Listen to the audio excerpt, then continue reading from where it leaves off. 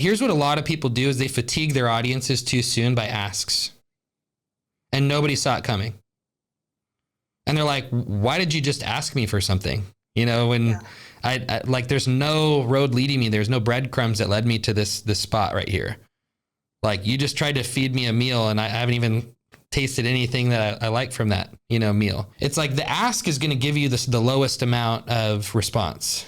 The biggest responses I get to my emails, like that I send out, the ones with like 70% open rates from like 30,000 people, it's usually has nothing to do with me asking for something. It's almost always like I'm sharing thoughts about what I believe about trauma-informed care, or something that is valuable to somebody that's in this space and cares about this stuff.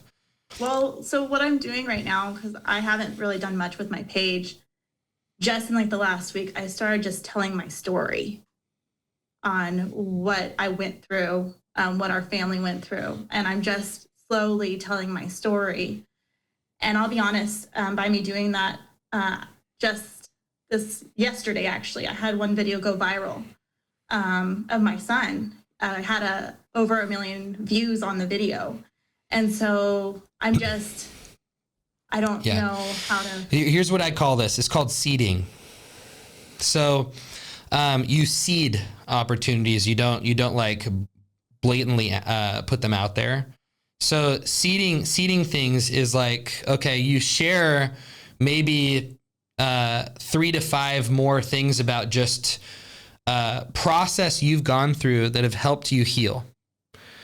So it's like sharing, like, man, I don't know if any of you guys have ever felt this, but, I realized how much guilt surfaced for like after this traumatic loss of what I should have been and should have done leading up to this loss, like how I should have been a better,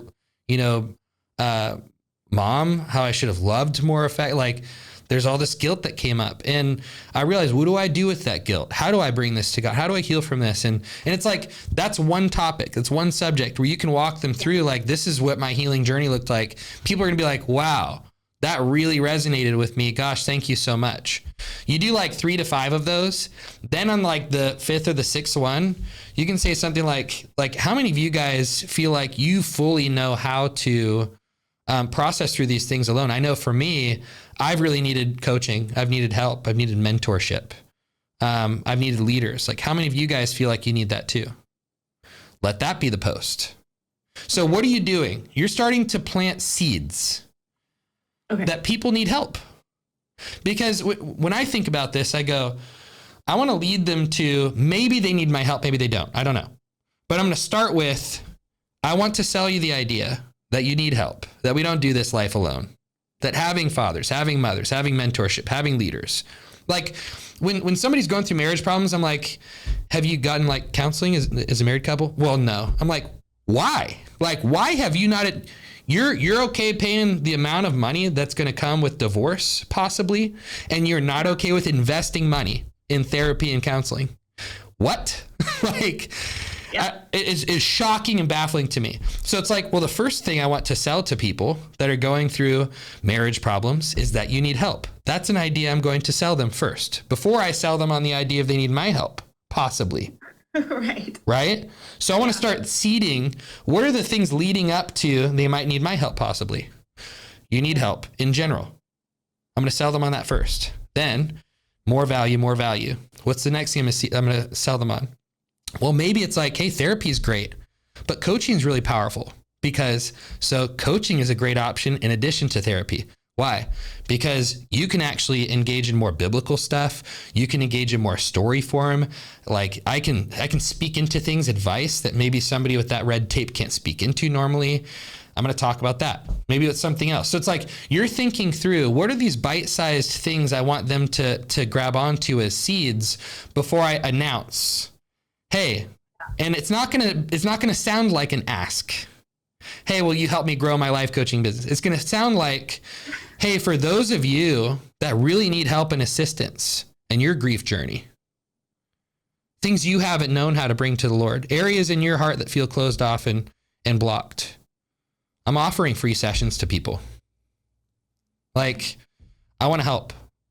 So yeah, I guess that makes sense. I guess I'm sort of naturally already doing that because Yep. the posts that am doing by telling my story, obviously I'm talking about those things and how we navigated through it and how we communicated with each other and how we got connected with God and where God was in the middle of it.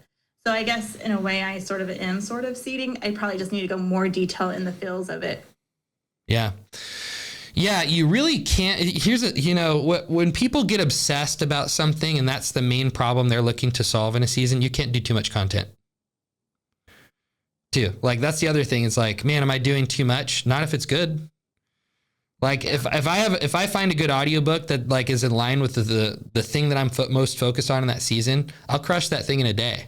Like I'll go through 12 hours in a day. I'll read it when I'm going to sleep. I'll like sleep late and then I'll wake up early. And then like, at my lunchtime, I'll finish the rest of it. So I think like just knowing, okay, if I have a thought or an idea, I'm just going to start speaking into that thought or that idea on this. And if I have a platform here, and these are the types of like problems these people on this platform have, how can I just be of service to them?